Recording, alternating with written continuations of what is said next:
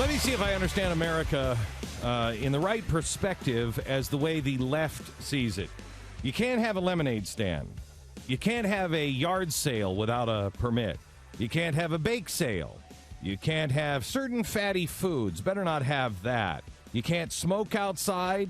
If you're an Amish farmer, you'll be raided for selling unauthorized milk. You can't buy gas-guzzling cars. You can't have your kids hug somebody at school, or if you're at school and a kid is crying, you can't hug them. You can't buy certain amounts of soda if you're in New York City.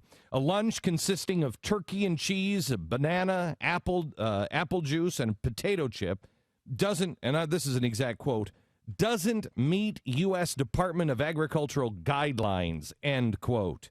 And thus it is confiscated by the school. Let me see if I understand the way America is now under the progressive rulers. We now have the Federal Register, which is the government regulations. That book, if you can call it that, is 80,000 pages long. If you want to argue about drilling, you can't do that. We can't have a civil conversation in this country about drilling regulations. You can't have that conversation. You can't point out that they just released our industry here in Texas into the Gulf. They just said, go ahead, you can go back to drilling. You can go back to work. After the BP oil spill, you can't have that conversation. If you have that conversation, why do you hate the beaches so much? Why do you hate the fish so much? Why do you hate the sky? Why do you hate the earth? Why do you hate the planet so much? Why are you disrupting the mating habits of the caribou? You argue against financial regulation, and you're in bed with the fat cats in Wall Street. You argue against affirmative action, and what are you? You're nothing but a racist. You fight Michelle Obama's food restriction drive. If you stand up against Michael Bloomberg and say, that damn soda thing is the dumbest thing I've ever heard. I'm going to buy 2 16-ounce sodas so you can stop me from buying 32 ounces of soda? You're the dumbest man alive. How did you become a billionaire, Michael Bloomberg? I can understand how you became a progressive. But are you even human anymore? Are you even a thinking, rational human being anymore? Of course, if you stand up and say those things, well, you hate kids. Why do you want all the kids to die of their fatness? If you argue hunting tag, that they're changing now, where you go out and get a hunting tag, and you don't bring a bear down with its first shot, then you violated your tag. You violated your license. You go to jail. That's a felony. Excuse me? Everything we have in our society, nothing makes sense anymore. And everything we try to argue divides us. I have been looking for a way to bring us together on some piece of regulation that we could all stand against, that we could all say, okay, come on. I mean, honestly, any of these things, we're going to ban fluorescent light bulbs. We're going to ban incandescent light bulbs because they're bad for the environment, and we're going to replace them with light bulbs that are so dangerous that if your kid drops one and breaks it, you are supposed to call the EPA for a cleanup. I mean, you'd think that we'd all say, come on, right? You're not serious. You'd think that when we're being told that we have to get off of foreign oil, which we do, you'd think that when we're saying, hey, we've got to create jobs, we could all get together on sensible regulation in the Gulf. But no, We can't.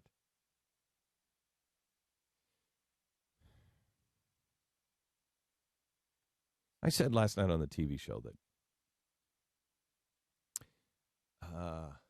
America's tired. I don't know about you. I'm exhausted. I'm tired of arguing.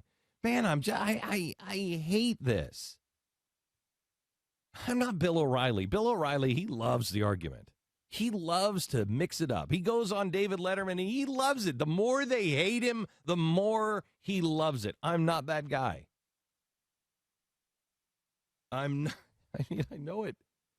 I know it seems like it, but I'm not a confrontational guy. I'm really not. I don't like confrontation. I'm the enabler in the family. I grew up in an alcoholic family. I was the one that was in the family that was like, "Hey, everybody, how about a joke?" I tried to make everything just okay. And look what I'm doing now for a living. I'm the guy who's stirring the pot. It's the last thing I want to do. But somebody's got to stand up and tell the truth, and that's what you're doing in your life. But aren't you tired? When people used to ask me in the last few years, "Hey, you have an answer?" No. Nope, I don't. No. Wish I did. Don't have one. Did the best I could.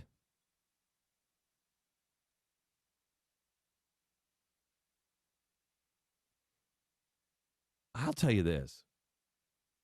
Do you remember that episode that we did, I don't know how many years ago now, 2 years ago, that it was a study by the left? See if you could find it, Stu. It was a study by the left where they showed the cycle of a movement. And it was, you were disorganized, and then you started to organize, and then it became popular. Remember? And then you started to turn on yourselves and cannibalize yourself. And then the last one was like despair or something. And then right at the end of that, you win. Do you remember that? I do remember it. Okay, it was a study from the left. Look it up. Mm-hmm. And it was a fantastic and amazing study. And we followed it. We have followed it exactly. We're there. We are at the finish line. We are truly at the finish line. We're winning. Did you see what happened in Wisconsin?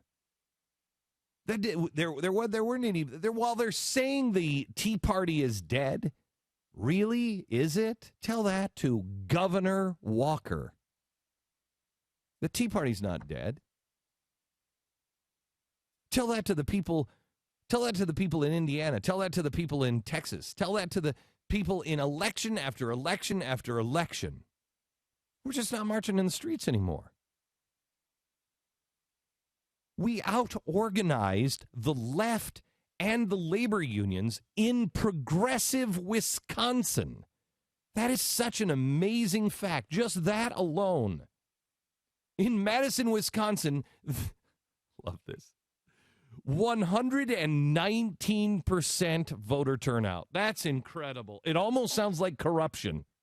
119% voter turnout. By the way, that voter turnout, that's not corruption for the Republican side. It's Madison. Moscow, America. And yet, the guy who has common sense, the guy who is saying, you know what? You can't collective bargain with yourself. Let's go back to FDR and what FDR said about collective bargaining. He says you can't do it. It doesn't work. It shouldn't be done. And you won against the labor unions and the acorn people. The people who do this for a living. These guys are such incredible losers. We laughed at community organizing 4 years ago. We got our butts kicked by by Acorn people. These people have gone to college. They have degrees in community organizing, you know. They look at each other seriously and say, what do you do for a living? Oh, well, I'm a community organizer. Oh, that's fascinating. Really? Oh, tell me all about it. And they're serious. Somebody says, I'm a community organizer. I'd be like, loser. Really? Well, that's okay. Maybe one day you'll get a real job. So these guys have studied it. They invented it. They made it up. It's a made-up field. They made it up. There's nothing that they're doing that's creative. They're just trying to figure out ways to get people into large groups so they can control them. Wow. How proud mom and dad must be. So we didn't even know how it worked. And you just beat them. Do you realize how close you are to winning? We're there. We're there. Now, there's a couple things that we have to do. And we can do it. This regulation has got to stop.